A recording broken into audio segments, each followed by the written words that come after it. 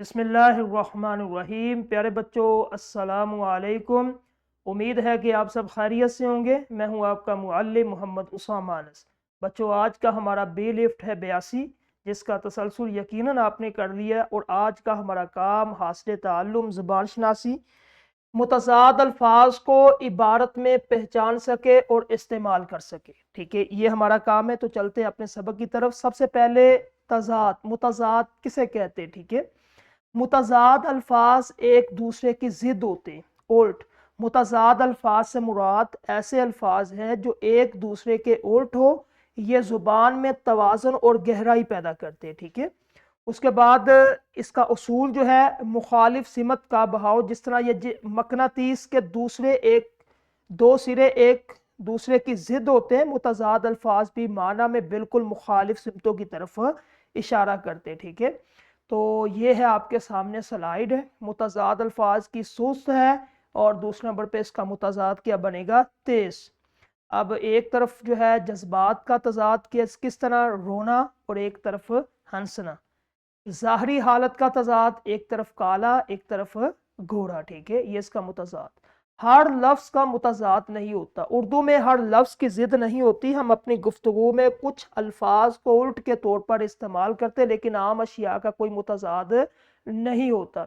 उर्दू के अल्फाज आम अशिया, जिस तरह ये मिसालें हैं, कुर्सी है, पानी है, किताब है, इसका मुतज़ाद नहीं बनेगा। कलम है, किताब है, ठीक है, इसका मुतज़ाद, ये आम अशिया है।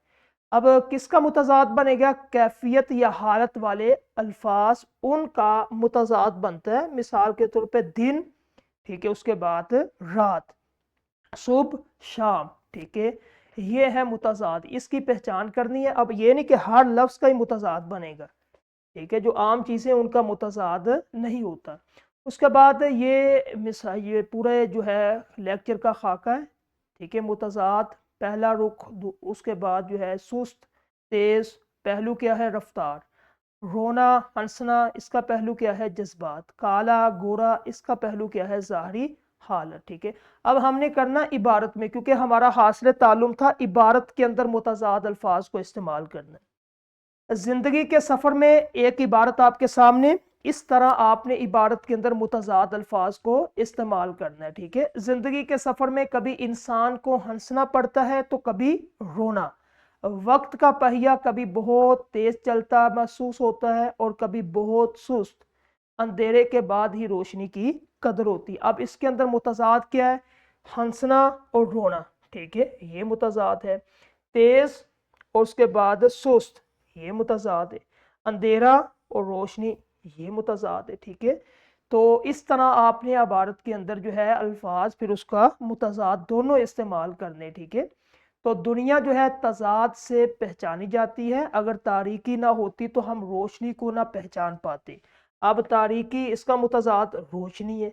मुतज़ाद अल्फाज सिर्फ ग्रामर का हिस्सा नहीं बल्कि हमारी दुनिया को समझने का बेहतरीन ज़रिया है। ठीक है, तो हमारा था मुतज़ाद अल्फाज का लेक्चर, ये पहले भी हो चुका है, बिल्कुल आसान है, आपको समझ आया है। तदरीसी जांच करें, उसके बाद फिर निखार। तो इंशाल्लाह हम कल एक नया लेक्चर के साथ आगाज़ करेंगे। आज का लेक्चर ख़त्म हुआ, दुआओं में याद रखें। अस्सलामु अलैकुम।